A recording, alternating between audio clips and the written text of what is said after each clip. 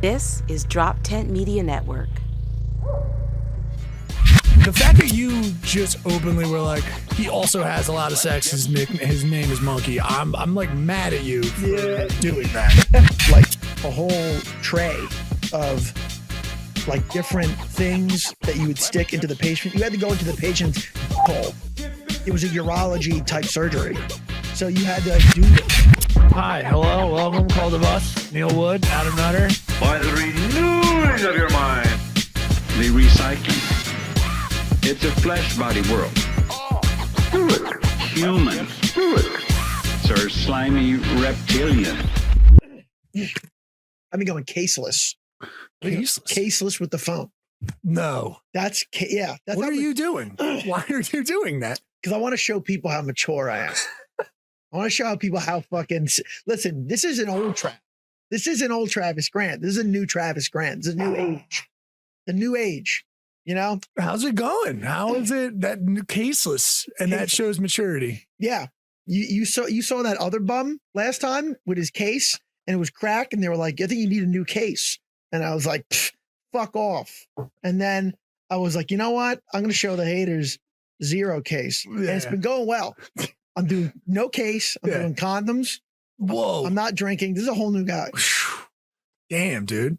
I love it. I love it. Let's back. Hold on. So Travis Grant in the studio. What's up, buddy? How are you? What's up? Thank you for having me, dude. No, thanks for coming on the fucking Call the Bus. Yeah, man. This has been okay. I like the idea of reinventing yourself. Obviously, we're big into it. You need to be if you're going to be a leader of men. You know what I mean? So reinventing. Okay. Yeah. No booze. Great. Love that. Healthy choices. Your only way to get ripped from what I hear. I hate it every time I hear it. Oh, every time drinking because they're like off of alcohol. And then you see the gains. They'll show like a gains video. I'm like, I know, man. I got it. I know. All right. I've done it. But it's also, come on, man. We're going into beer season. What are we doing right now? You know, oh my God, dude. It was definitely like going into, so I got sober. I decided to get sober July 28th. So it was like the end of the summer. It's a good way to do it. And I was like, okay, fine. And then we started getting to October. I was like, oh no, like it's like fall. Like I love drinking in the fall. Sure. Because I love pumpkin beers. Of course. And then I was like, you just gotta stand strong here. You just gotta. It sucks. Yeah. It sucks. But I mean, it's no case, no drink. I love that. And then, you know, I mean, what, you're down inflammation? Okay, you're a new man. Yeah, it's like a whole thing. The inflammation, and if we're getting on a serious note, the inflammation is dude, it's way down. Oh yeah, way down. Because I mean, we've talked about I have terrible hips from just like a lifelong of grappling. Right. And just running on pavement and the sentence Batman should say every time he meets a new person. Like his PT person is probably like, God, dude, you have terrible hips. Yeah, it's awful. You could leave these villains alone. Yeah. You know? You have to understand. These hips have beaten so many villains. Yeah. You can't imagine. Go up, you're like, he's talking with a lady, just shift that position. Yep, sorry, I've got terrible hips. You have to the darkest nights have brought me these hips. He has to go into PT with the costume on. It's just like, all right, this guy's ridiculous. He does. No, but it's man, I mean, the inflammation's down, no drinking. Caseless is insane.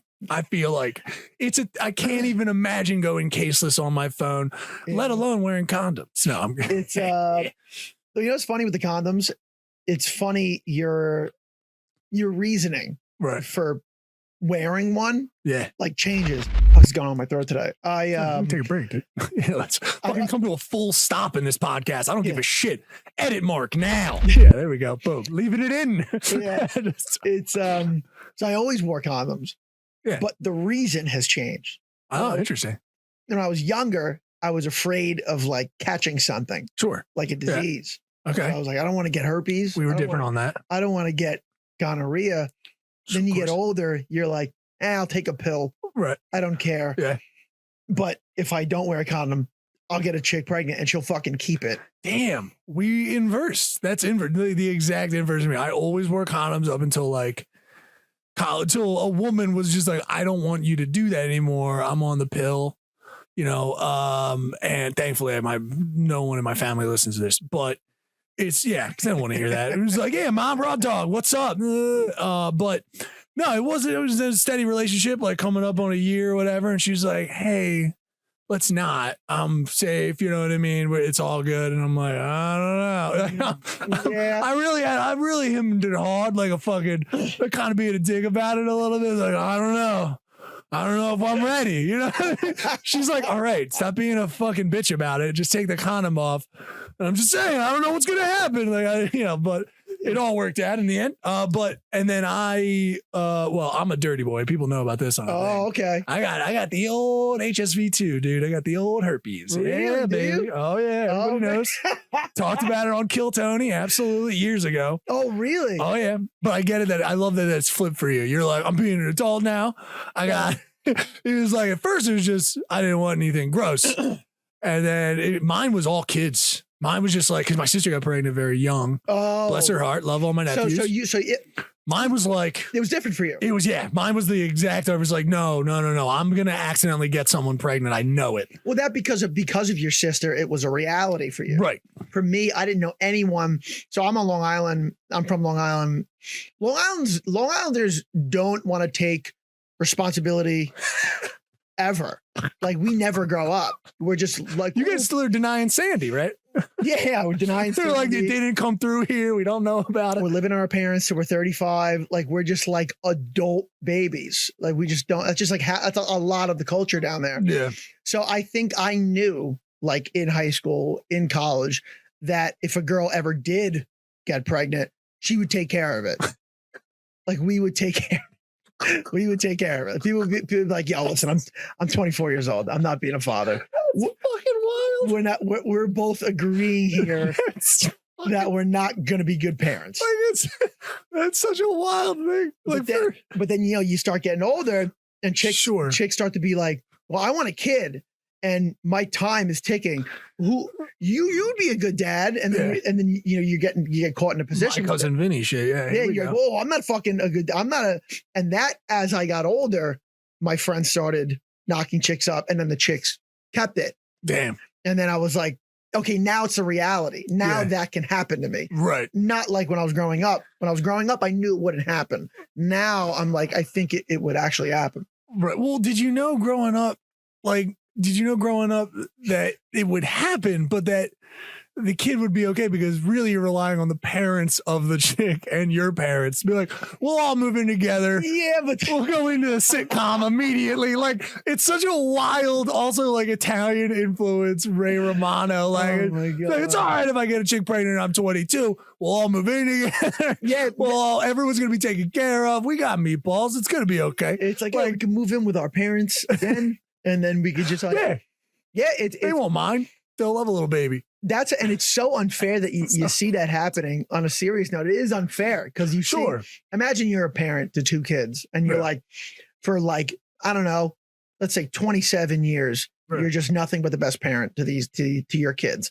And they go out and they accidentally have families of themselves.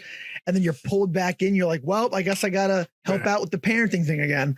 Like, that sucks. Yeah. That's I think if something to hinge your I'm wearing condoms because argument on.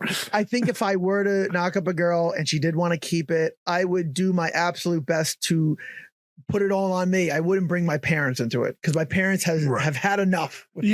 At this point, I'm like this. I'm sorry. Like, it would be the worst life for me because I'm a comic and I set up, my day job is I set up for events, like I pretty much just like move stuff around, which is like not a career. No. So it's like, my one friend, he's not a comic. His name's Monkey. We call him Monkey. Okay. And he's lawyer. Yeah, lawyer. Monkey at law. Yeah. Here we go. Yeah. So he never wears condoms ever. And I'm like, dude, what if you get a girl pregnant? And he has a lot of sex. And I'm like, dude, what if you get a girl pregnant? Like, then what? And he's like, yeah. And he's a roofer. And he's just like, yeah, I'm a roofer. If I ever got a girl pregnant, I literally just look at her. I'm like, well, I mean, this is no life for a kid. And they usually figure it out. And I was just like, okay. I was like, yeah, I guess balls in your court, I guess. Yeah. You could try that method. Just hit that back over to her, I guess. You could just look at her like, you think I'm going to be a good dad? And then and the girl's like, no. And then The girl takes care of it, I guess. But you know, that's It's what good to know happens. there's enough guys out there that still have the old timey traditions. Yeah. You know? Yeah. That's like, what happens when you're fucking a guy named Monkey. Yeah, I mean, I will say, no, because there's been famous people named Monkey in history that have been wildly successful. So it's Who? Donkey, Kong, I believe. I think his nickname was Monkey. Look at that. He's throwing dick everywhere. Oh, all over with barrels and dick. Yeah. Yeah, man, that's I mean, also, you got to put some blame on a little bit. Just like, hey, you hooked up with a guy named Monkey. Maybe make him wear a condom, or I don't know. Yeah, but pull out and just hope. I don't know what that is with Monkey. That's tough. I don't want to know where he got the nickname from, nor the fact that you just openly were like, he also has a lot of sex. His name is Monkey. I'm like mad at you for doing that. Like you just breezed over that. Just like his name's Monkey. He has a lot of sex. I'm like, what world is this happening on Long Island? Okay. Dude, the people that I hang out with, the Long Island comics, too, like Long Island, New York comics, they know, because I sometimes I bring all my friends out to a show because they're fun guys, and or just people. I'm friends with many different groups of people, and all those groups of people are all very ridiculous people. Yeah. And every time I bring my friends to a show, people are like, fucking see Travis Grant's friends, like they're fucking some of the craziest people. So I've always been around wild people and like wild events and wild things. So like that doesn't faze me at all. I'm 33 now. So it's like I've been around crazy shit and crazy people since I was like 12. So it's it's just like a regular thing. We're building up your cult here. I can see it now. Yeah. It's happening. Yeah, we're building up the mind frame of the cult of Travis. I think if my cult, wildness is all open. We were trying to nail down what it exactly meant. Cult of you. We were trying to nail down what that meant for me. And I think it means if you don't get accepted into all the other cults, you can get accepted into my cult. Nice. And it could be one of the most fun times of your life. The cult at the end of the world, dude. Good for you. That's yeah. I'm the guy. The cult rejects. The cult rejects. I like it. I could be the reject leader.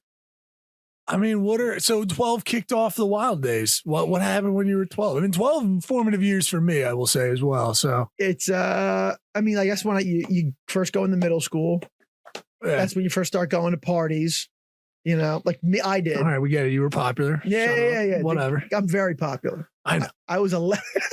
I get it. All of us didn't look the way we look now, but Travis Grant did look the way he looked. He was granted a reprieve from an ugly period at every moment. No, okay. So elementary school, I was chubby, and I got ripped on hard for it, like bad. Yeah, this is my story. I like it. Yeah. The point where I was like crying in showers. And and then I hit sixth grade, and I was like, no more. Okay. All right. We're going to join a wrestling team. Because that was like, what's the hardest physical activity I could think of? And I just started going through sports. I was a track runner. That's all I did. And I was like, I don't think that's hard enough to make you in really good shape. Right. I found wrestling. I was like, all right. And then like, it was cool because when I started wrestling, like the biggest guy, the fattest guy in the room was the strongest guy in the room. You're the biggest. Yeah. So who the fuck's moving you? You're like, I'll crush everybody in this room. Right. So all of a sudden, my fatness was turned into strength instead of like, you're a fat loser. And then I got in the 7th grade, and I remember I did terrible that season. I lost like almost every match. Damn. And then 8th grade, I was like, yo, we're going to get shredded and we're going to win every match next season. And I did. And I did all that. And then from that point on, I was like, we'll never be fucking fat again, ever. I've been in out of shape points for me. Yeah. But like walking into a bar, like everyone's gonna be like, oh, that guy takes care of himself. Like I'll never be fat again. Like but you need to, I feel like that's the only way true change comes. You have to get burnt. You got to get traumatized by I mean, the mindset, whatever. I mean, I will say people like, this podcast, I may have made fun of my co-host to a point where he then did make a change. It's a good and bad thing, because I always thought it was making jest. As a dude who was chubbier at one point, it was like, we're just making fun. It's fine. And then, it has an effect. And then it does work. I, of course, in real life was just encouraging him as well. I was like, yeah, man, you should do that. Like, you know, get out, do this, like do that. It's, you know, challenge yourself a little bit like that. But on the pod, it always just looks like, yeah, well, we got a couple extra rolls in the bakery today. You know, like it's rude. Yeah, like it's whatever. But I was also got my own body image issues. Yeah, I come from like the chubbier kids or whatever. In the cult, you know, I wouldn't say like in my cult, I wouldn't say that body image now I have very healthy view. Like you wouldn't need to be in shape. You're gonna need to be on probably a little bit of a health kick. I'm gonna need at least some trying. Yeah, from you in my sphere of world. I don't want to hear any of this. Just like, or you can't complain. That's the thing. Oh, you're talking if you're a big person, what's up? You're talking about if I'm in your cult, you're saying. Yeah, like in my whole, like in my worldview, in my mind frame, it's like I don't, you know, if you're gonna, I tell people all the time, it's like you're gonna be big, like whatever, it doesn't matter. Be healthy to your point, but like I did the complaint, like you can't complain, like you can't be like I'm having trouble doing this, I'm having trouble doing that. That's not you have chosen this. Like you need to make changes, and if you want to make changes, I'm here for you, whatever you need. You know, let's get a plan together. Let's get this together. You know, here's what I did, whatever. But like in the thing, I'm also like, you can't complain. Like we're gonna make fun of you. Like you can't, you can't be like, oh, I don't know. It's really hard for me to breathe right now. I'm like, well, you got rolls around your neck, dude. I don't know what to tell you. I did it. I was chubby. I've been having candy a couple of nights this week just because I bought it. I have no impulse control. There is very little. And when I'm doing my best, it's there. Well, I slip, dude. It's. Well, you're tall, so your room for fucking up is more is huge. It's I don't see the gains. It's the thing of I've got room for change and room for playing around. But like it's also the room for the limit on gain sometimes. Trying to get shoulders and like a back at my height has been like. This is just getting into too much bro right now. But like, I'm just like, every time they're like, if you can't do 50 push-ups, I'm like, fucking dude, I'm at like, I'm at 30. It's so much longer. Everyone, Travis is doing though. I'm just like, I have so much more arm to push up. I'm so mad all the time. Well, that's the thing when you see like a short fucking brick. Dude, he's just like on bench press. You're like, I put up 300 pounds. Like, but he's moving 6 inches. He's moving here. He's moving 4 inches off his chest. It's like, pop. Dude, I get it. So it is what it is. But back to the thing of like, I get you on the make a change, and you made a lifestyle change. Is what you did. I mean, through bullying, it sucks, but whatever gets you there. It had to happen. Whatever gets you there. It had to happen. That's why, listen, I encourage bullying. Yeah. Because I think it'll get you where you want to get. This has been a tested argument on this podcast. Yeah. I'm for it in ways, but usually it is with also people who can take it. I will say that I do not. Yeah. If you can't take it, I'm like, hey man, I've been there. Just like keep making changes and you'll get it. Yeah. Cause, I would say, cause sometimes, I mean, like, look at fucking Columbine. Oh no. Sometimes it doesn't work out. Sometimes it works out bad. Sometimes you're right. I guess kids are so scared now. They are on workout programs in high school just to run from the shooters. Like that's a dark thought to think about. Yeah. I don't even getting ready for that being incorporated into gym classes is a fucked up decision on some schools, but I get it. So your cult, drop down and give me hide from the shooter. Yeah. Your cult is pretty much, hey, listen, we're a cool bunch of guys. For the most part, but we're also, we're gonna make fun of you for a little bit. It's for a touch, but it's healthy. It's healthy if you really need it. We have like those two frames. It's like here's our make fun of you, but also if that's affecting you really, it's like hey, come here, we won't do that anymore. We're completely on science, but you will be treated as persona non grata. I just want to let you know. Okay, you are a protected class in this community. Okay, but know that you have to wear like a different shirt. So if once they're in your cult, can they leave or they're there for good? We're getting into this kind of stuff. These are rules that you're gonna have to find out for yourself. We leave it open to interpretation for whether someone can leave or not. No, if you want to go, sure, but we got your info. You know what I mean? Like that's kind of my deal. I would imagine a lot of people that like, fucking Neil, man, he's not good. We got ears on the ground. You know what I mean? We're picking up chatter a lot of the time. We're picking up some chatter. That's the kind of cult I like to run. It's like, oh, someone's talking shit. Okay. We might sit back. We might do nothing. We might do something. We don't know. Yeah. We're the snake in the grass. What if, I feel like I'm going to get a lot of your guys. Real passive aggressive. Yeah. You might pick up a lot of guys. They're just I like, feel like real passive aggressive cult over there. We were in the woods with Neil. And, Here we go. And I was like, in the woods with Neil. Like, yeah, that's just what he fucking called it. It's stupid. And I hate it. They call it's tea time, 9 a.m. And I was like, oh, you're fucking cool. They doesn't let us do coke in there. And I'm like, oh, you can do coke at my thing. Yeah. And they're like, you want some? I'm like, no, I'm done. But I like my people to be on drugs. You like your people to be. I think that's a standard for a lot of cults. That's a good one. I get you. So the drugs for you, for your cults, uppers. Oh yeah, yeah, it's big, uppies. big uppers. Those are tough cults to keep up, dude. Big uppies. I just don't know if you know anything about it. It's tough. Screaming out, but I get it. I love that because the cult's running on your energy. Yeah, you know what I mean. It's I would imagine. It's sponsored by Yo Kratom, obviously. Yeah. Your cult sponsored by Yo Kratom. Yeah, we got Kratom. Awesome. We got Coke. Nice. We got. Listen, it's someone's always up. Meth. Someone's always up. We got some crystal. Yeah, we got 24 hours. You can do a lot on crystal, from what I've heard. I don't know if I want to bring crystal into this. Well, I don't know. Oh, this is we're saying. Oh, God forbid. God forbid. Sorry, you're right. You can freebase your Coke if you want. Oh, but God. That's which is essentially crack. Yes. Yeah. It's not crack, but it's essentially crack. I don't know the difference. I think one sets your face on fire. That's the only. I think you can freebase both, right? Isn't it the same? I don't know. Crack, I think you can only smoke it. We're mellow bros. You know what I mean? Okay. Yeah. Okay. Crack you can only smoke, but you can take cocaine and you can freebase it, which is basically, if I've understood it, burning a pile of cocaine and smoking off the top of it. I think, yeah. Yeah, so that's how Pryor lit his face on fire. Yeah. Right. Coke, you can snort it and smoke it. Crack, I think you can only smoke it. Gotcha. Yeah. But it's like if you want to smoke Coke, like that's like the classy way of doing crack. That's like if you want to do crack, but you want to do it in a polo, You want to do it. Yeah, you want to look classy when you do it. Yeah. You want some crocodiles on your shirt. You know what I mean? Like, Ooh. Touched up. No big deal. I'll that's a hill I'll die on. Okay. With my cult. I'll let them do what they want to do. Oh, but for bits of your personality that we're peeling off and putting into the cult, it's wild beginnings at 12. You know what I mean? And what still going back to the no case. I don't understand how this is. Everyone else no case confidence. Realistically, I'm no case on their phone confidence. I'm just so lazy. But like now it's been like a month. So I think it's a statement. Now it's like, I'm going to do it.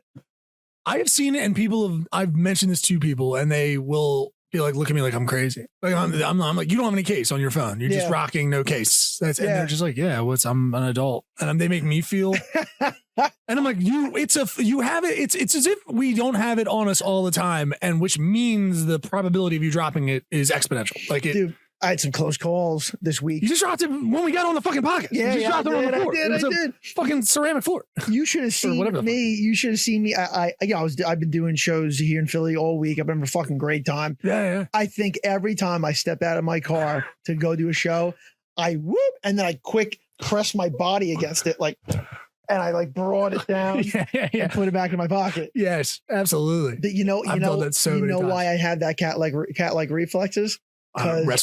Wrestling and being sober.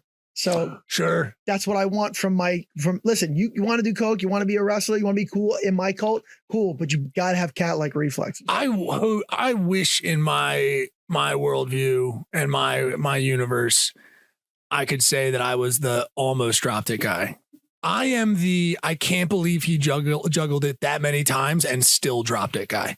I'm like, oh fuck, oh no, I got it, and everyone's just watching it like, what the fuck are you? I'm like, no, hold on, and then it's in the air hold on, wait a second, and then it still drops and shatters every time. Oh. I've never pull it off. If the spotlight is on me for a second, I could be in mid drop, and then the eyes come on me, and then it's like 4 other seconds of drop, and then it crashes. Or I'll have it for a second and then drop. I've had a moment like that, not with a phone. It was years ago. It was in a lacrosse game, and I ran up to the crease, and I went to shoot a goal. You know how like the net is like, it's like not a wide net. It's like a rectangle with a triangle bottom. So I shoot it, and it just goes ding ding ding ding ding ding ding ding ding ding, and right out. I was like, "Are you fucking kidding me, dude?" Those and like.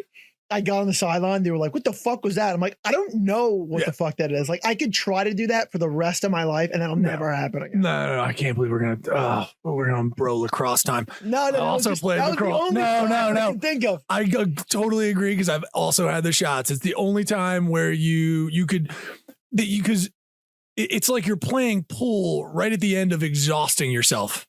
Do you know what I mean? Like if you're a table pool player, you get to the spot and you're trying to deke or just trying to get it off of them. And then before you know it, if you hit that pole just in the right way, it'll ping pong, like you said, all over the place. I just ran my ass all the way down this field. Yeah. On a break. Yeah. Fucking looked smooth as shit. Yeah. And because of the 1 millimeter off that I did, I just played a fun little game of fucking Plinko. And that's all physics. Yeah, and it's just bullshit. I don't fucking it would rob me every time. I hate it. It's we were talking about pool. One time I played, I'm trying to get into pool, but it's one of those things. It's like comedy. It's like you really need to like dedicate your life to even be good at it. Yeah. It's a super hard, like in-depth thing. Yeah.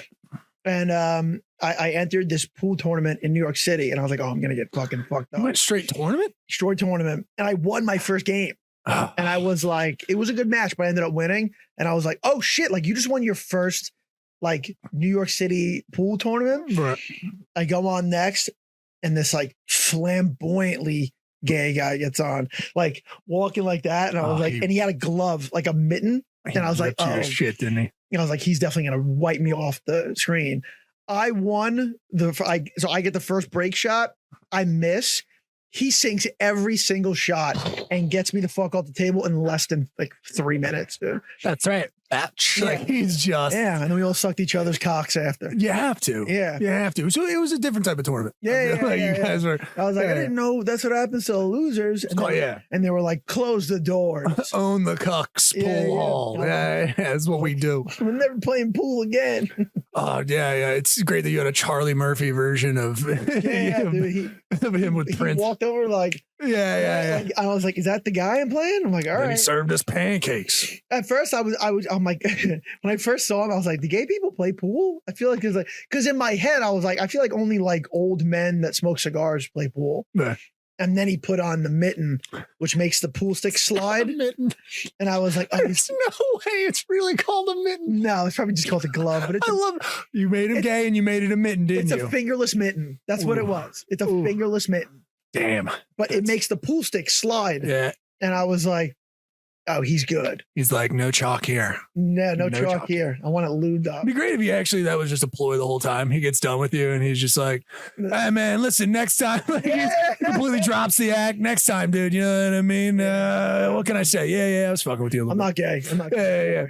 This is my daughter's. There we go. Little bedazzled glove. Take off that bracelet. Like, by the way, I have a daughter. Yeah. Call me sometime. We'll hang out, get some beers. Like, wow, really? Shit. Jump into a tournament is wild. I don't know. I can't believe how long were you playing before you jumped into a tournament, like a pool tournament? Why would you? I think I played like you had 3 games. You thought you were hot shit, and then under 10 games.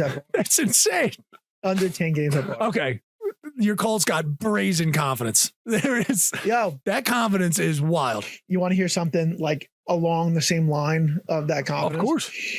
So it was before pandemic and I needed a job. And my cousin, he works he was a medical technician. And he was like, hey, I can, I work in operating rooms. I operate this machinery. It was for kidney stones and like prostate laserings. Like, when you get older as a man, your prostate inflames and it's hard to pee. So they got to like laser out. Like these are like in detail surgeries. We're in the operating rooms. And I'm like, dude, what the fuck am I going to do with that? Like, he's like, no, you'll just move the machinery around. And I'm like, okay, I move things for a living. That's like for a day job. Sure. So I was moving like these big ass medical equipment around for like a year. And he's, hey, I'm about to move to Hawaii. Would you want to take over for me? I'm like, I didn't go to school to be in an operating room. He's like, it's fine. And I was like, are you kidding me? And he's like, yeah, it's fine. I'll train you. I was like, all right. So from there, I was a medical technician in operating rooms. This is illegal. This can't be okay. Just faking it. This can't be okay. just blindly faking it. Fuck, dude. And I'm in operating room. The doctor's like, so what size diameter do we need, and what laser wattage are we? And I'm like, 50 laser. What? I was just making up numbers, Dude. and it went well. Come on. It went well for like 2.5 years. That's insane. And not only was I doing that, I was coming in from the night before on coke, and I'm on coke in operating rooms, just making stuff up. I'm genuinely trying to get a job right now in my field, and I'm having trouble. You fucking walk into an operating room, moving equipment around. Why?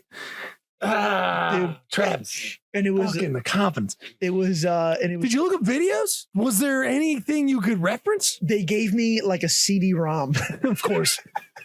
Of course. They gave me a CD-ROM. Here's a to CD-ROM watch. box set. It just, It was a CD, and they were like, "This is how to, work the machinery."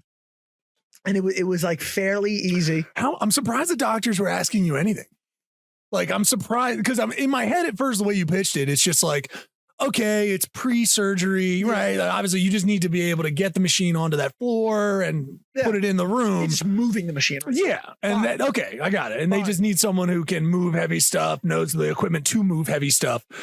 I didn't know that they would be, did you know at any point in when you started doing the job that they would be asking you questions? What did he train you? I didn't think I was ever even going to see a doctor. Yeah. I was like, all right, I'm just moving the machinery. Right. At this point, I had done all types of moving jobs. That's usually the day jobs I go to support comedy and acting and all that. Yeah.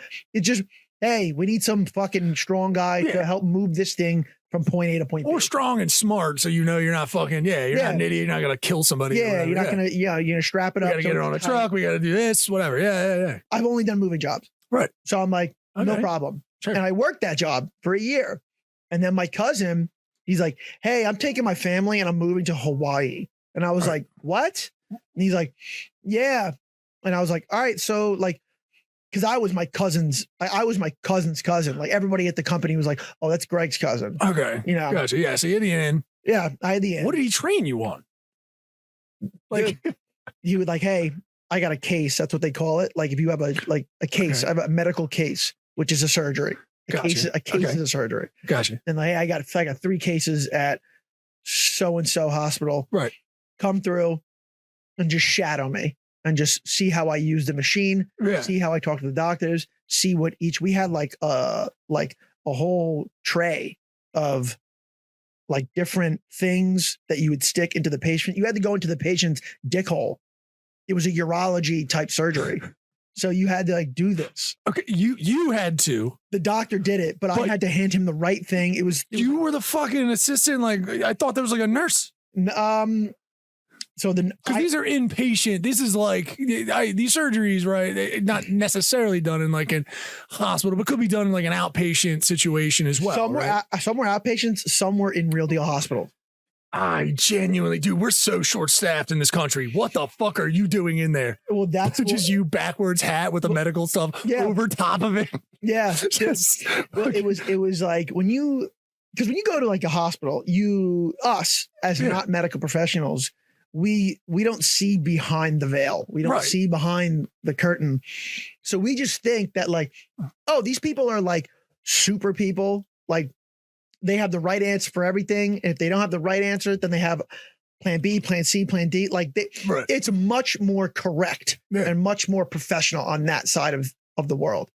That's why I'm over here and they're over there. Right. And then you start working over there and you're like, oh, they're just kind of regular people who are really smart. Yeah. And like, like a lot of the same things still apply to them.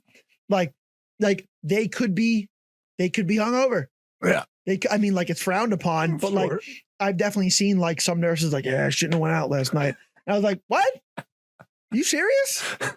Fuck it. I mean, I get this in his dick hole. We'll figure it out. Yeah. Dude, like it didn't happen often, but like there were some times. Obviously, I'm not going to name hospitals and doctors. No, why would I don't even remember the description. I don't even remember like the exact hospitals and I got you. The doctor was never hungover, but it was usually like an assistant or something. Yeah, I did some stuff for Kevorkian. I did some stuff for like or someone like I was up watching fucking Breaking Bad. Only got like an hour's sleep. All right, let's get this surgery started. And all you're right, like, so wait, you're slowly coming. So when he's like, all right, you're gonna take over for me, and you're going to I'm going to train you for my job and I'm going to leave. What did he give you as a way of insight into doing that? Like to the actual takeover of his job? Did he give you just the CD? The CD. He's like, watch this. The CD. Like you got it like in the movie Waiting. Like you got basically like you were training for a fucking like a server position. Yeah. You're just like, watch this, go sit in the back. Check this shit out real quick. That was exactly how it was. Producer and friend Neil Wood here. Brief commercial break. Hey, how you doing? This is Neil Wood, one of the co-owners of Drop 10 Media Network and who helps run Biggest Little Comedy. You can check out all the other stuff we do at drop10.com. We've got podcasts, live comedy shows, and so much more. Go over there, support your favorite podcasts, follow them, subscribe. We appreciate it. Again, we're 100% DIY, just a bunch of creatives trying to make it in this, and give us some feedback. We always enjoy a little feedback. Thanks. We're at United Health Clinic. Well, you're going to be helping us move around stuff. Sometimes we're fucking drunk, and you just need to hand us the right thing. Like, Dude, what? That's literally what it was. Fuck. That's literally what it Okay. was. First case that you remember grabbing after he left. I would have been racked with nerves. Oh, I would have been freaking the fuck out. and also I was going like at that stage of my life, it was really, really bad. A lot of really bad things have had happened to me. And I had never been hit like that by so many different things at so many different angles. And I didn't know how to react to it. Like I was in like a spiraling depression, like a lot of really bad things happened to me. Yeah. And so I was just getting fucked up to run away from it. Yeah. But I had this real deal job. So I still had to show up to this real deal job. So I was just like, I would go out, I would just do blow and whatever. Sometimes I get an hour of sleep. Sometimes I just go, oh shit, I actually have to be at the hospital. And I would leave some random person's kitchen after sniffing lines all night and go right to the emergency room and do these fucking medical surgeries. Yeah. All right. And then they never saw my face because we had these UV ray glasses and the medical mask. So they never got a good look at my face. So they never knew I was fucked up. They just thought I was kind of a weird guy. They just thought, oh, this guy's, his social skills are off. Yeah. But he's also just the dude who moves equipment in and out. Yeah, whatever. And it's the medical field. So I guess there's probably a lot of people whose social skills are off. Sure. It's not, it's a fairly normal thing. Yeah, I don't expect you to have bedside manner. Yeah. Yeah. It's like, oh, he's in the medical field. He's a little, he's quiet. Yeah. Or he speaks at the wrong time. Yeah. And and I lived that life for like 3 years, 3 years. And they would send me upstate to do all these like surgeries. I load everything back up in the Sprinter van. I had to take truck routes because the Sprinter van was so big. I'd stop in the city. I'd do my shows, do my spots. And then sometimes I would sleep in the van because it didn't make sense to drive all the way back to Long Island. Right. And then I have to get up at 4:30, 5:30 in the morning again. So I would like go back upstate, find this random parking lot, blast the heat and sleep in the car, and then do it all again. Sometimes I wouldn't come home for like 2-3 days. And I lived like that for like 2-3 years. That's insane. And it was just like, but I was like such a sad guy. Like life was already so bad. Yeah. Like At this point, are you acting or just doing comedy? Nah, I'm not acting. Gotcha. I had acted before that. And then So you had a taste of like some acting stuff from there, but then it's always like that. You'll have like the job going well and then your life's falling around it. It takes a long time sometimes just like for things to fall into place and find your way. And then, you won't have a job and then you'll have the life's going well. Like I've never been happier. Yeah. Just now it's just financial. Like it's just like, oh, I'm like talented and have all this stuff, but I need to like figure out how to, I feel you on that. Yeah. That's wild. Living in a fucking, God, dude. I mean, you are legitly like someone I feel like out of a horror movie who like if I didn't see you fucking just like open up like in a parking lot, a dark parking lot, I just catch what the fuck's that guy doing? Medical equipment, you're shutting the door from a red light inside. Yeah, just going to sleep. You're like, the fuck's I'm not going in that parking lot, dude. It's just okay. I mean, again, I feel like the first, but do you remember it all? The first one then? I mean, up on drugs, not sleeping, trying to do comedy, trying to make it work. Do you remember that first? Like you had to go to that, I'm sure you don't remember a couple of them just because of the nature of it, but they all kind of. I can't believe you were handing shit to fucking doctors. We had 3 pieces. It was Like, so there was a the fuck was it called again? It was pretty much I forgot what it was called. It was pretty much so the machine sits about this high. It's like yay thick. okay, so we're talking 2-3 feet just for the people. Yeah. We're talking 2-3 feet up, Like 3.5 feet up, 4. 3-4. Okay. And then out of this, so all like the laser panels are on the side, and then it shoots a laser out, and you put a fiber wire in. So Okay. it's like a straw, Gotcha. like a transparent straw. You put it in the front. You pick the wattage and all this other stuff, and then it shoots the laser through. Then at the end of the fiber wire, you put, I forgot what these things are called. It's like a sheath. Okay. You put the laser thing through the sheath. Yeah. Then you put the base part on, clicks. And then there's something that you put at the end of the sheath. And then you hand that to the nurse or the doctor. And then the doctor sticks it in the guy's dick hole. And he's like, give me like a 40 wattage. Because you see the guy's insides on the monitor. Fucking. Yeah. The crazy is the kidney stones. This is what I think I'm gonna get one day. Sometimes the kidney stones is like sometimes they're round and they look like you're going through the guy's dick hole on the monitor. I don't like that you're seeing this. Yeah, I don't like that you're. You're seeing the guy's insides. Don't like that you're seeing this. You're seeing the guy's I inside, hate it. and I'm like just fucking rant on coke. Yeah. Wow. Okay. There's the inside of a human body, Yeah. Here we go. and then it just goes. It's like this green laser. Fucking magic school bus. And then Jesus like Christ. sometimes I remember there was one time like you go through, so pretty much there's like 2 tubes that go right here, Yeah. and then they empty out to like the kidneys. It's just a late. Yeah.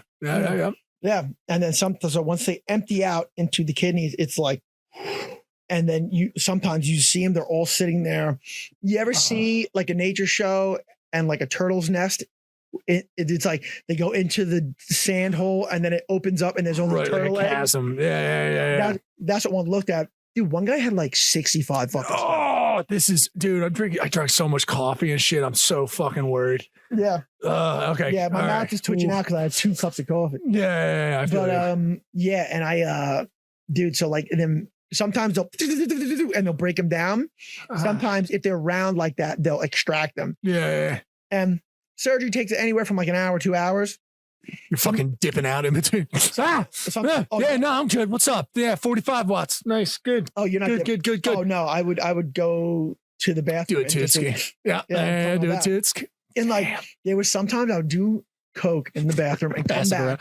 around. Nurse, what you doing? We know you were out. Tootsk? No? I would go to the bathroom and do coke and then return to surgeries. And like that was the one time in my life where I realized I was like, what is your life right now? It's fucking wolf of outpatient, dude. You're Literally. fucking insane that you're I was operating like, this way. I don't think I know anyone, and I don't think I'll ever know anyone who has lived this type of life. Like I was like, this is insane how this all came together. Nah, the Wolf of Wall Street, dude. I'm sure it happens all the time. We all know people that like busted for, especially medical field. Some dudes are selling body parts and stuff. There was one in New York that was big that they were selling body parts, and it was linked back to eventually those dudes were on drugs and shit like that. Yeah. Yeah, man.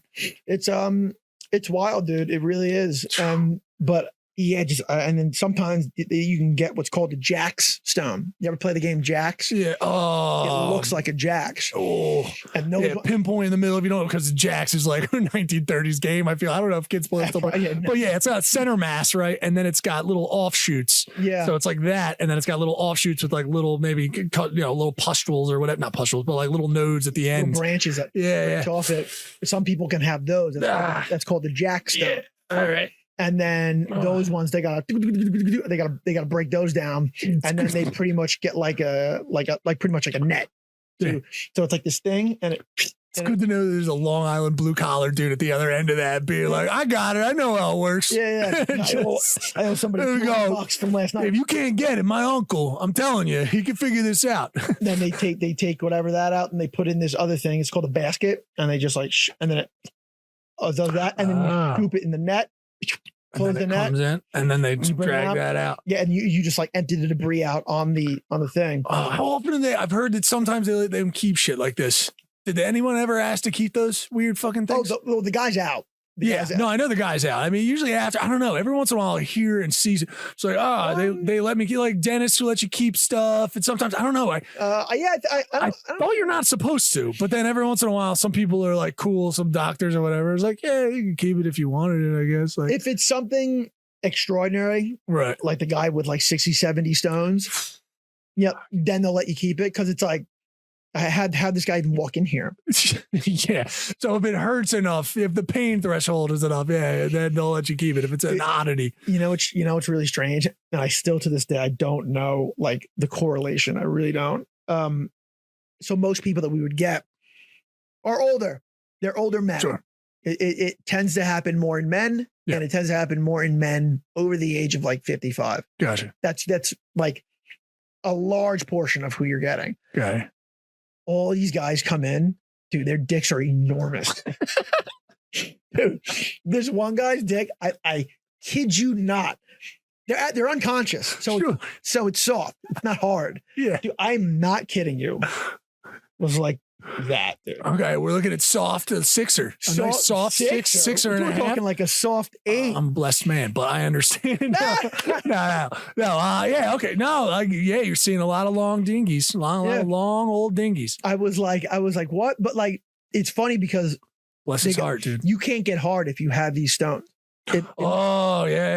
No, that's one of the side effects. You have trouble peeing and you have trouble getting it hard because like all these stones are now out pressing into other parts of the body down there. So it makes it very hard for you. Like it's pressing into nerves, it's pressing into pathways. Yeah. It's making it very hard for you to, just have a regular working penis, peeing, ejaculating, having a boner, everything. Like it's you're a non-working dick, especially if you have fucking 60 stones. And one guy walked in there, just hung, and I was like, we got to help this guy. He can't even get that thing hard. Like it's going back to that duality of life. Like job's doing well, but then like your life's falling apart. It's like this guy's got a massive thing. Dude. And he's like, couldn't get hard to save my life, dude. Could not get hard to save my life. I'll tell you, man. Betsy down at the fucking house, she loves it. I cannot get hard. I don't know what's going on. I tell you, man, no joke. Like this is real talk right here. I genuinely, when you're working a job like that, like you genuinely, at first it was just like this stupid job that, it wasn't a stupid job. It was a real fucking job. Yeah. But it was this job that I hated because the traveling was bad. Like I just traveled so much. I didn't care about the operating room part was great. That was so interesting to me because I had never, first of all, I never thought I'd be in an operating room working. Nor should you. So really, you're not supposed to be in there. No, you're not trained. But like that was a huge, like, wow, like you felt a referral from a cousin for moving shit. Yeah, I was a mover, and I made it happen. I made it happen, and I thought, like clearly I did good enough job because if I was doing a bad job, I would have been fired. Yeah. But I wasn't. And I was like, dude. Like that was a huge proving to myself moment.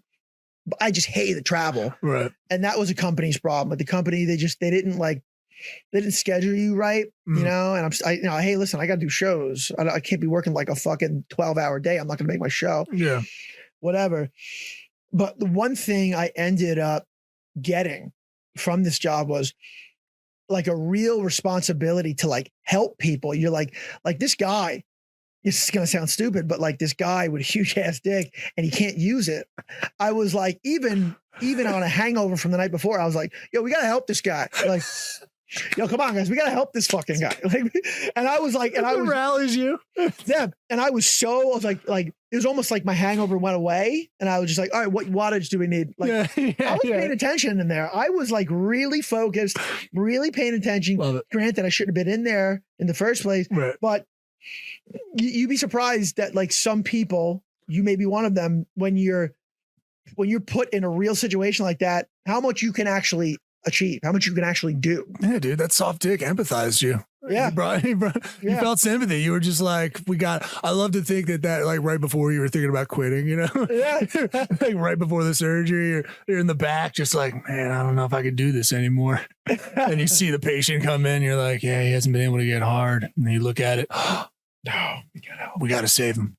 We got to help him. And I'm the only one that can help. Soft music comes in. But inspiration. A lot of these doctors, like that was more on the lower end of their important surgeries of the day. It's called lithotripsy. And Okay. like lithotripsy isn't really a pressing matter on Right. the grand scheme Okay. of things. You know, like these, like, oh, I a lot of them would walk in and be like, I was just doing this over there in room 3. I gotta do this fucking shit. Like, it was more of an annoyance to them. Right. Yeah. Yeah. It was either they were annoyed by it or they looked at it as like a break. They're like, oh, good, I had this surgery. This is an easy one. Right. Because it was only like 2 hours. It was only like 3 hours tops. And that was like real seldom. Like, seldomly would you get a 3-hour surgery. Yeah. I love the docs. Yeah. Now modern medicine's so good. The docs are like kind of, it's a blase, it's a break. There were some that were literally 10, 15 minutes. Right. And then the guy's done. Yeah. It's a privilege. There's some privilege in that. Yeah. Especially after you're like, oh, I just put a guy's spine back together. Right. Oh, I just got a laser out a kidney stone. Sick. Boom. Yeah. There's something about, there's something there about like if modern medicine didn't come as long way, because there's dudes, I think as they would talk about guys with kidney stones back in the day not being able to treat in the pain and the soft, like minor surgeries now. There is something there about doctors being so flippant, kind of almost too flippant. You know what I mean? Like he's being too cash. Like he's just like, oh, this bullshit again. All right, here we go. I guess I'll save this guy's life and like whatever. I mean, sort of get his dick back working, have him. Really, it's the pain. Yeah. Right. Kidney stones, we all know is, I mean, it's the joke being like, it's like male pregnancy or whatever, bullshit, but it's very intense pain. They treat it so flippantly though. There was a doctor, it was very cash. There was a lot of them were very cash. There was one doctor who was a younger guy and he loved going to like Ibiza and he loved going to like raves. Like that was his big thing. Oh shit. Didn't look like a raver at all, but he loved raves and he would blast like house music while he's doing it. And you turn the lights down and then the laser is coming out. So the laser lights up the room. So like the room is like this fluorescent green while you're listening to house music, and he's like, "You went to Cockcello?" Yeah, he went to fucking. It's amazing. And he's like, "Yeah, dude." He's always talking about Ibiza. He's always talking about raves, and he's like, "Yeah, man, just makes you want to get, makes you want to have some fun." And I'm just like, just looking. I'm like, no, I am fucked up. Just looking at long dogs. They're dancing and shit. You're popping them. Dude. Dick's kind of moving from the bass in the room. I forgot his name. He was a cool guy. That's amazing, dude. And you would look at this guy, you would never think that he was, I want to get off on a tangent, but I've walked into a doctor's office, like a home practice, where like he's got a couple clients. You ever walk into one and you'll start to recognize what type of doc he is just from the photos on the wall, because they love showing the photos. Typically rich docs, it's always where they've been. Right. Yeah. They've been doing well over their career. It's like, here's Barcelona. I went to Russia. I went to like these places. I have a feeling this guy's a lot of raves on the wall. A lot of. Oh, at his house? Yeah. Probably. Okay. He was a young dude. He wasn't in his 40s. Yeah. He wasn't in his 40s. Always the ones you didn't expect. Interesting. Yeah. Wasn't in his 40s. I mean, what? Okay. So you're. Fuck. Okay. Let's see. So your call it's got some medical knowledge, weird medical knowledge. I love that you just interacted with flaccid dongies and just felt something for him too, dude. That's very heroic of you to be like you. Dave? Instead of you could have just stayed completely devoid of it. Yeah, with this bullshit. Yeah, I'm helping some dudes out. You at one point you were moved. Well, I think if you're helping people, I think if you're gonna do something, no matter what like the circumstances are, no matter like anything, if you're okay, I'm here. I'm doing this thing. My name is Neil Wood. I'm over here doing this thing with these people. I think you need to fully just commit and forget all the other things. Yeah. And then before you know it, like, oh, wait, I'm doing this fucking thing. Right. And I'm doing it well. Yeah. Don't think about like how you feel about the thing. Just fucking do it. Literally just like forget those feelings even exist. Yeah. And then just go and you fucking do it. And I think I've gotten that through stand-up, because stand-up, when you first started, I've always wanted to do stand-up since I was a little kid. I always wanted to do stand-up. I always wanted to act. Same. And then when it came time and I had my first show, I was first to go up on my first show. Gotcha. I did bullet spot. I kicked the first show off, and they were like, "Oh, you're up first," and I was like, right. There's something in my head. I was just like, "Listen, this is the fucking moment you were waiting for. Right. Go up and fucking do it. Do everything that you said you were going to do. We're doing it." And when you go on stage, even if you're 10 years into it, like there is a thing inside you that you just leave everything off stage and you're like, you almost become a certain version of yourself, and you're like, I'm fucking this guy. I'm gonna fucking do this. And I'm gonna do this. I'm gonna knock this out of the park.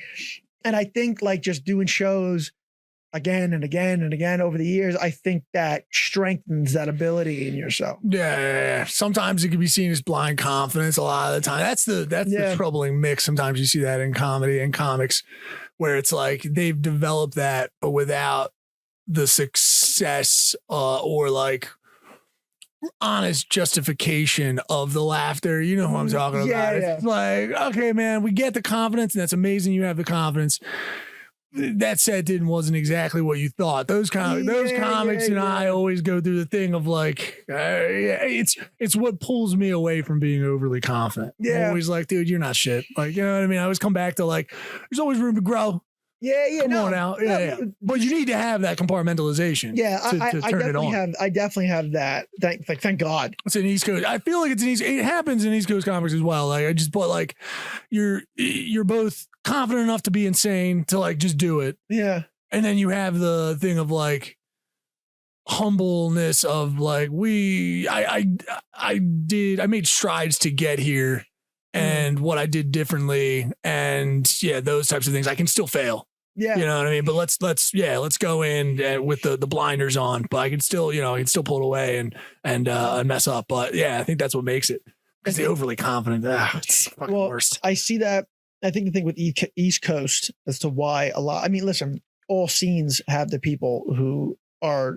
Who aren't borderline psychopaths. Yeah. Like they're just blind confidence and no talent. Yeah. But I feel like on the East Coast, like you'll get put in your place more if you're one of those people. Yeah. Like, people won't talk to you at a show or at a mic if you're one of those people. Yeah. Where I don't know anything about West Coast scene. I've never been on the West Coast, but like I feel like they're maybe they're a little nicer to those people. Yeah. And they're just like, no, dude, you know what you really need? Like, they'll give them other options. Or like, if you're one of those people on the East Coast, you're like, this fucking idiot. This fucking stupid retard. Yeah, it gets back to you. Yeah. Like, someone will just say that to your face. Yeah. There's always that. That wasn't that fucking good, kid. Yeah. Like, they're just going to shit on you. Or, I was like, you, God forbid, you mentioned something just like, fucking killed on there. You'll just see something. Yeah, you did. Yeah, you did. There's like, what? Like, nah, you did. You did great. I went to a mic recently, and there was like a bunch of younger guys, and they were friends. And one of like I saw like they all sat together at the mic, and they all went up, and then like you could tell like 3 of them were good and they were normal, and then one guy wasn't as good, and he went up and he got like chuckles. Sure. And he got off and he was just like, yeah, dude, we all did good. And like, they all looked at him. They're like, yeah, you fucking suck. Yep, there you go. He's like, what are you talking about? I got chuckles. He's like, you call those laughs? Get the fuck out of here. And those are best friends. Yeah. Those are best friends. Those are best friends. And they were cutting his ass. Yeah. And they were all younger. They were all like 23, 24. And I was, I'm 33, and I was just like, that's been there. Yeah. Like, gotta have someone to ground you. They're first starting, and that's like what it is. Yeah, you gotta have somebody. You're lucky if you have people to ground you that way. I mean, hopefully it's as friendly, it's in jest, and they're just come on, man. All right, you could have done better, Yeah, but you need that. You need that hot stick poker. Yeah. Kind of bring you back to reality. What kind of coming in for like a wrap up? Oh yeah, definitely. What kind of cult do you see yourself building? If you're building a cult and the quote unquote cult that we're building, I think we narrowed it down some ways, but what cult do you see? Are you more Jim Jones style? Eventually we're going to take everyone to Valhalla. No. You know what I mean? Or are we talking much more of like Branch Davidians? What's Branch Davidians? I guess they did go to Valhalla. So it's either like, so it's wearing special shoes and putting a purple, little little scarf over your face and then drinking some special Kool-Aid as well. Those were, the Branch Davidians, that was out in the desert. Those are the guys that thought the aliens were going to go over top. Oh, true. What's his name? Yeah, he might have done some eunuch stuff as well. I don't think that's you. You got a little bit of the Jonestown just because of the uppers. Yeah. A little bit of that. It's kind of all hinged on you. There's a little bit of that. But what cult do you see for yourself? If you wanted to frame people out for them to join, what is there a cult you like? Well, I feel like with uppers, it never changed who I was. It just it just amped up. Right. It was like it wasn't like, oh, Travis is great, but once he starts doing coke, you can't be around him. Right. I was never that. I was always myself, and I never like the things that I didn't like and the things that I looked at. I was like, ooh, that's embarrassing. I would never.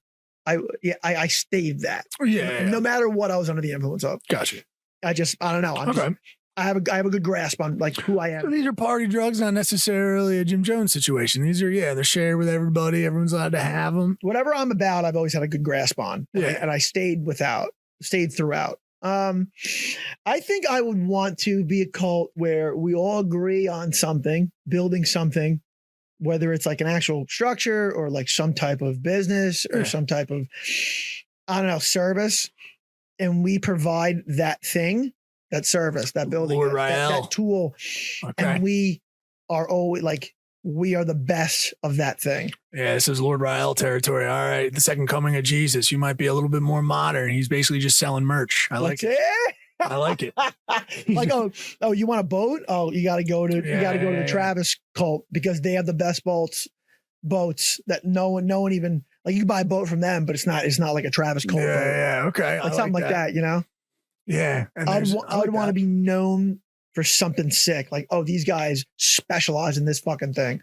Okay. Yeah, we're burgeoning. I mean, we should just get you involved with like any of the, just Lancaster. We should just get you out of Lancaster. You just join up with some of the Mennonites or whatever. I like just go into business. I like how the Spartans did it. Like how just like, okay. Those guys, there's not a lot of them. Yeah. But man, if you're going against them, oof, you are fucked, dude. Gotcha. Like those guys are gonna fuck you up. Wildly insular and have a certain way of doing things, a certain quality, a certain standard. I feel like you dedicate a lot of your time towards cults. You're using like cult descriptive words. It's just a fun thing that I mess around with. Yeah. I like to bring people on and like play with the idea, like we were talking about before. Just like play with the idea because these are people that for a lot of, I mean, look at the universe we're in right now, right? It does kind of feel like cult mentality is become more ubiquitous and it's peeled off little bits of some of the behavior and is being used en masse a little bit more.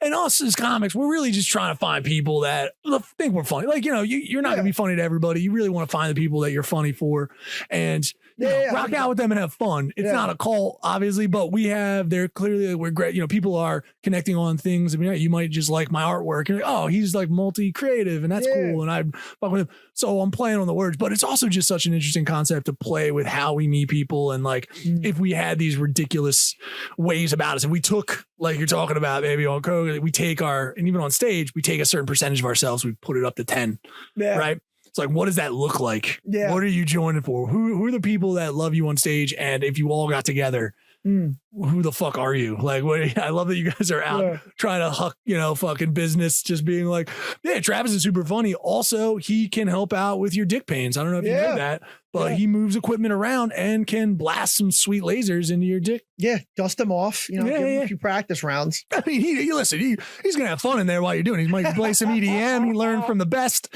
You know what I mean? He's gonna be bumping some lasers. It's gonna be cockcello going on. I love it. Yeah, it's gonna be fun. Dude, you're an actor, a comic. Funny dude. We didn't even get into you. We didn't even get into. We're gonna wrap on this. I think so. You and I met at a very interesting, just a regular. I should say, a very interesting event. God. Yes. Yeah, the Atlantic City Beer Fest. We were there with a comedy group, and we had an interesting task of either roasting people or having them tell us a joke to try to be funny so that they could use the porta potty. Yeah. In our event, which was a clean porta potty that, was the sell. Like, you can come use a nice clean porta potty. It was whatever. It was just for the sillies. Yeah. You had a little tough time there. Oh my God. It was a crazy event in general. Oh my God. But you did have a tough time on top of it being crazy, I should say. Yeah. Tell them what happened. So we were booked for 2 nights. I come, I meet you, I meet Sonya V. Yeah. You guys are great. Sonya Z. Z. You're fucking Sonya Z. I meet Neil Wood and Sonya Z, and we're doing this roast-a-thon thing. We do it. We're there for like fucking 10 hours or whatever. So tired. Just And so first night goes well. Boom. We go back to the hotel room. We got to report back the next morning. Yeah. like 11 Yeah. a.m. I think. So I report back. The second day, there's 2 shifts. There's the day shift and the night shift. Yeah. I come in for the day shift, and I take these 2 OPMS kratom shots. I drink kratom all the time. That's why you see me twitching out. Yeah. I love being up. Yeah. I love being so I had taken these kratom shots before, Right. and they were fine. Your experience with it. I was like, all right, cool. You got these. I took 1. I'm feeling great. I took 2. I'm feeling even better. I get to the place. I get to AC Convention Center. We're about to do our first shift. Yeah. And I'm on stage. I'm doing whatever. And I just feel my soul leave my fucking body. And I'm like, what is going on? And like, I feel like my brain is like separated from my head. I'm like, I've never felt this feeling in my life. I start getting a cold sweat. I start losing color in my face. Sonia was like, are you all right? And I was like, I don't know what's happening. And I sat, I was like, let me just sit down, drink some water. I'll be fine. Water's not helping. It's just getting progressively worse. And I'm like, I got to throw up. I got to go to the bathroom. Yeah. I go to the bathroom and I am just heaving my guts out. The OPMS shot, the kratom shot, was a bad shot. And it just didn't work with my system well. Yeah. And I'm just violently throwing up, trying to get it out of my system. Now, the kratom shot is about this much, not a lot of liquid. So to get this little amount of liquid out of your system is quite hard. So I'm just, it's early in the day at this beer fest. So people think that I'm throwing up because I'm already drunk. Yeah. And I'm like, no, it's kratom. They're like, what the fuck is Yelling that? out of the stall. I was like, shut up. Shut up. Yeah, 'cause you're getting just like a little early, Nancy. Yeah. A little, what's going on? I got 2 little early for that, huh? I got 2 of those. I come back. Savages down I'm in there. a cold sweat, and I'm just. As if anyone in Atlantic City has anything to fucking say. Really? Yeah. It's Atlantic City. Are you surprised? There's dudes just getting off the slots who are hammered right now. Yeah. And you're like a little early. Like, it's Atlantic City, dude. It's a fucking bazaar. It's insane. Dude, so then like I come back. You guys are like, hey, just sit the rest of this one out. Yeah, just. We end it. And then they're like, you got to be back here by 6 o'clock for the second show. I'm like, all right, cool. I go to my car and I just keep throwing up in like outside my car. People are like, oh, he's not here. I'm like, enough with the shit already. Yeah. I remember when I finally got it out of me because it looked like ink. I finally got it out and I was just like, and then my stomach, I felt it come back, my life come back through my stomach, to my chest, through my arms. And I went into my car. I turned on the AC, listened to Dan Soder on Your Mom's House. Oh, yeah. And I passed out for like 40 minutes. I came back, started slowly drinking water, and I was back. And I came back to like, you all right? I'm like, I'm all right. And then we went and we rocked the second show. Yeah. And I was just like, but like that, I would say, I don't know, like fucking first 6 hours, 7 hours. Roller coaster. That was hell, dude. I thought you guys were gonna be mad at me because I couldn't perform. And you guys were like the best. You, Amy, Amy Lynn, who's running it. She was like, no, like I'm worried about you. Yeah. I mean, we didn't, because that's the thing. When you first start out comedy, like you're not even looked at as a person. Right. You're looked at as just this like dancing monkey, and they're like, fucking get it together. Right. All right.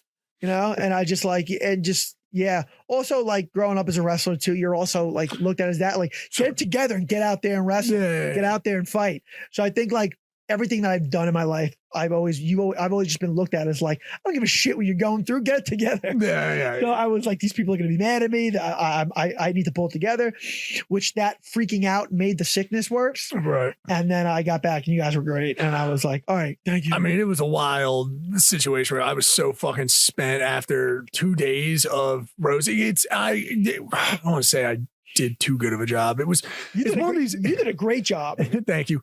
It was just one of these things where I was like, how do we get more people over here? And if we kind of just put out the vibe that we will roast you. Yeah. Which is what I think it's the more entertaining thing. We were offering an entertaining service, and then we were offering people the other service of tell us a joke and get a clean bathroom experience in my head. Yeah. So like we were just kind of going off. I had one guy who was upset. Did you? You weren't. Yes. When you were out, I think still this might have even in the second day, or I think you might, yeah, I'm not going to put you on blast. Let's just say some Hooters chicks were trying to pull us, or you, I should say, away from the stand. Oh, yeah. They were trying to succeed. I will not put you on blast for anything like that, but it was wonderful. I mean, hey, listen, it wouldn't be the first time Hooters chicks have done something like this. So we were at a competition. You're trying to bid for your stand and they're walking around. I get it. Your head was in the right game. Yeah. Yeah, your head was in the right game. They're very attractive. Yes, they were very attractive. And yeah, so I'm like, where is he? Yeah, he's gone. I'm like, all right, he'll be back. I think it's fine.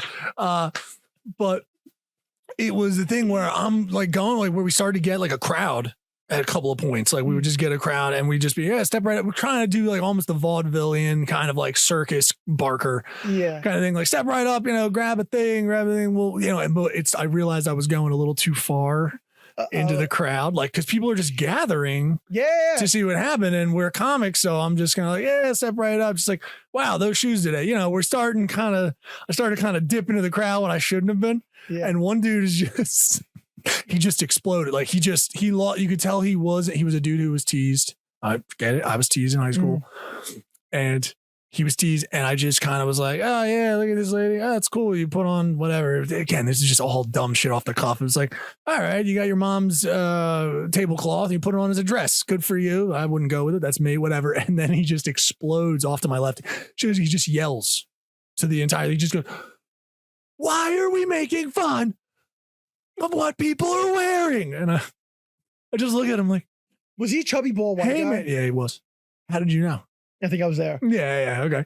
I was like, hey man, we're just messing around. Like, and you could see him like, like come out of it. He was drunk. Yeah, you could see him like, come out of it, kind of just be like, oh right, yeah. So I was like, I'm not even talking to you.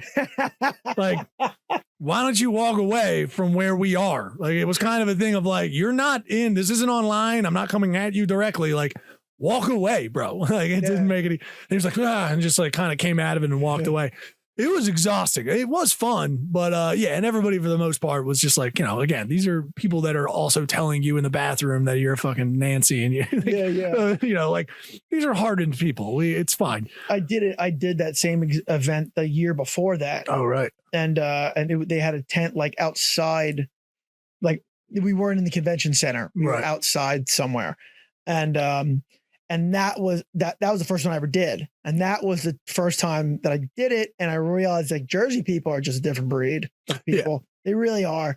Like they're the types of people that can be raging alcoholics and have crazy lives, but also like upkeep a good job. Yeah. And I'm like, wow, you people just like, when I was doing it, the first time I did it, they were doing a 5K. Right.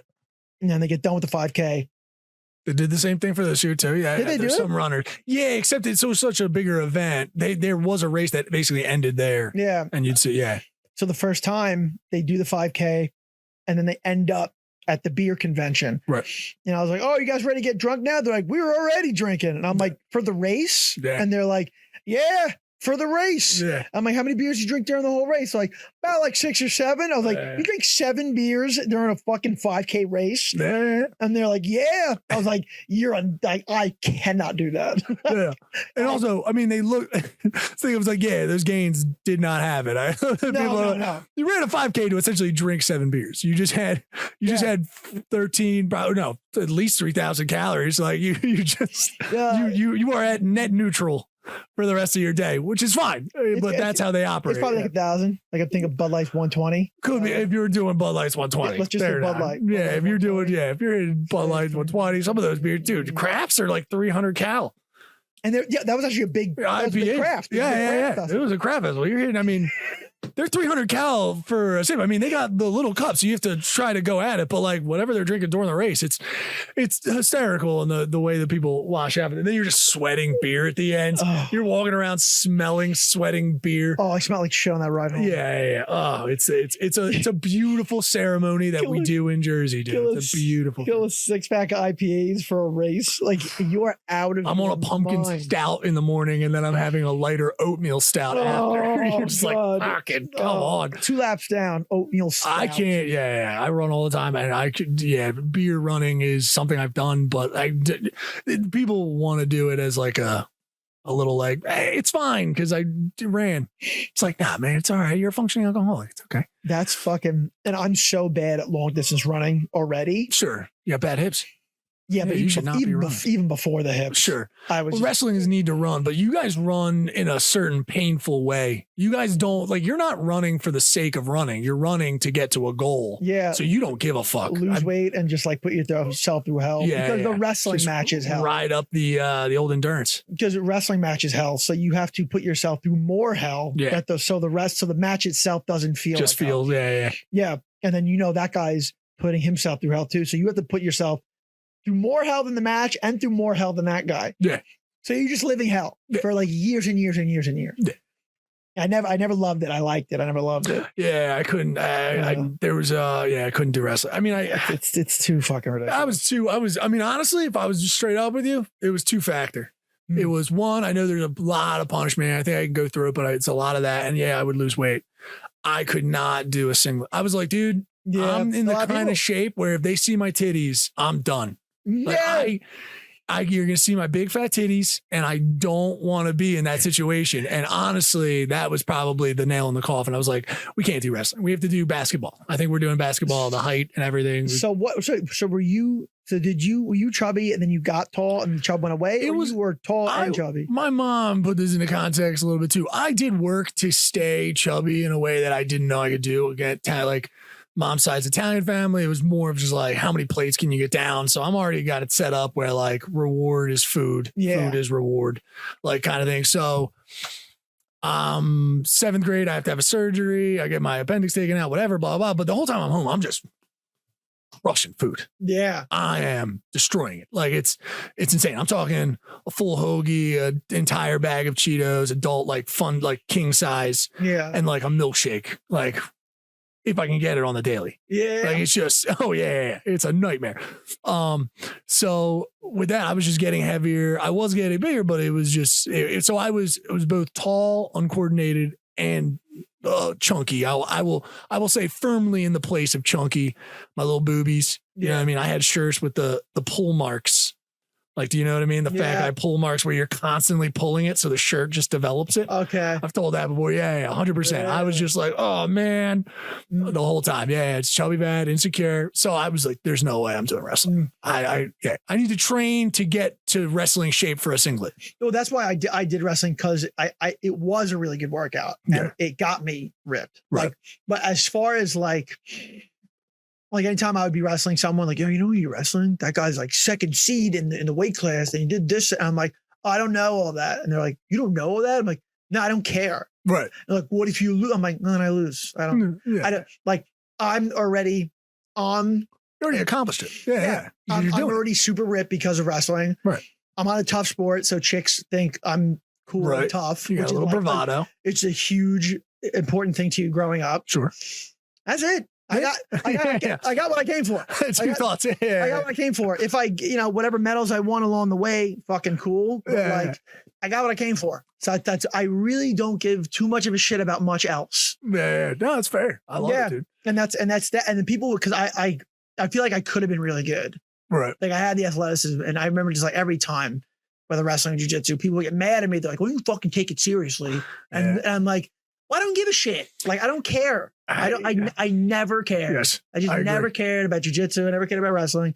I just stuck in it long enough to where like I got what I came for. So same thing with me, movies and sports and stuff. I feel like people are ruining it for me. There's so many people out there that need to make the things that I think would bring us all together. Yeah. Sports, music. Yeah. You know what I mean? Like these things are meant to group us together. Whatever interest level we have, people make it so much worse. I'm trying to write like jokes about this, but like you guys make it terrible. Like they make it bad because they're like, well, you don't know this. Yeah. You don't know that. It's like, dude, I'm interested in the thing. Just let me be interested at my level. To my Who level. gives a shit? To my level. I'm interested. Yeah. It doesn't matter. I used to hate fucking people.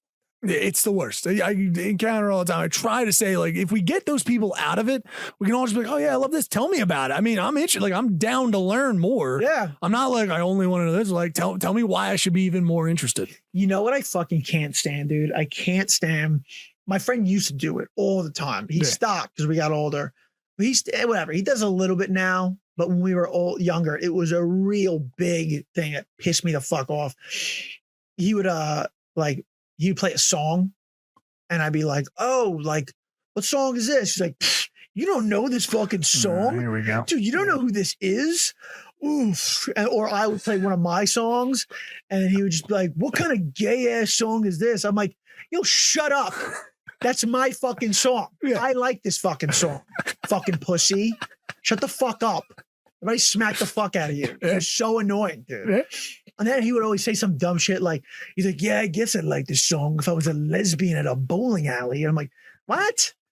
I was like, I should throw you in the trash. How about that? I should pick you up and throw you in a dumpster because you're fucking annoying the fuck Uncle out. from 1980s. He's like, boy, if I was a lesbian at a bowling alley. Like, He got so mad recently. I don't see him that much anymore, but he got so mad recently. I was listening to Circus Survive, and he was like, what the fucking Circus Survive? And I was like, yeah, dude, like I've liked them since it was 04. Like I would like for a very long time. And he was like, yeah, I guess if you were a blah, blah, blah, says whatever he says. And I'm like, what do you fucking like? And he's like, I mean, like, and I remember it and I was like, oh, you like jazz, right? He's like, yeah. I'm like, you like jazz? You like sucking dick while you listen to jazz? Huh? You like doing it? And like, I was just giving him a taste of his own medicine. sure, just dumb. And he just got super angry. I'm like, stop fucking doing that then. Yeah. Anytime you do that to me, I'm doing it to you. Yeah. Like, we're adults. I don't even take this anymore. Yeah, it's insane. Look how wrapped up I'm getting about it right now. Right. Tell me why I should be into your thing. Yeah, I feel you on that. That's my music. Stop fucking with Fucking it. let it be, dude. Like, fuck you. Yeah. In our cults, you just fucking be whatever you're into. We don't give a shit. Yeah. Fuck you. Yeah. All right, just be whatever it is. Listen I don't to whatever- care. Yeah. If you're Except if you're a Dave Matthews fan, keep that shit to yourself. Yeah. And you join fucking, I don't know. Oh, did I hit a note? No. No, it's fine. Hey, Dave Matthews, but you guys know what to do. Just keep you guys yourself know. in our cults. You know what I mean. You know Just what I don't bring it up. Dude, it was awesome having you. Yeah, dude. Tell them where they can find everything that you do at, man. Tell them. Guys, so I'm gonna be here in Philly to pretty much today and tomorrow. I drive back Wednesday. Nice. But you know what? Just follow me on Trav_Grant on Nice. Instagram. It's Trav_Grant on Instagram. Travis Grant on Facebook. Also, I have a podcast too. If you're ever up in New York, Of course. it's Come on. Treading Water Podcast on YouTube, Treading Water Podcast on Instagram. Yeah, go check those things out, guys. Thanks for having me, big dog. Dude, Travis Grant, thanks, buddy. And I will see you next time. Another day in the cult. Later, y'all. You want to be a good person. We know you do. And that's why we're here to guide you and help. You can go to @CultOfUsCast or Cult of Us and just subscribe, and that will fix you. This is your Pope, Neil Wood, and that will fix you. We know that you'll grow as a person and be better. Check out all this stuff at patreon.com/cultofus or droptent.com/podcasts. You want to be better? You will. Hi, I'm International Man of Mystery Dan DePriel, and I'm one of the weekday comics. My friend Dave and I get paid to do comedy, believe it or not. But we're not allowed to tell all the jokes we want to tell. That's why we started this podcast. Join us every Tuesday at 8 p.m., where we're going to talk about the news of the day and tell a couple of jokes that we just don't feel comfortable telling on stage. Hey, we don't have careers, so who gives a weekday comics? Our podcast, where we give you the big bags of trash we were born to be and aren't allowed on the shows they pay us to do. This has been a Drop Tent Media production.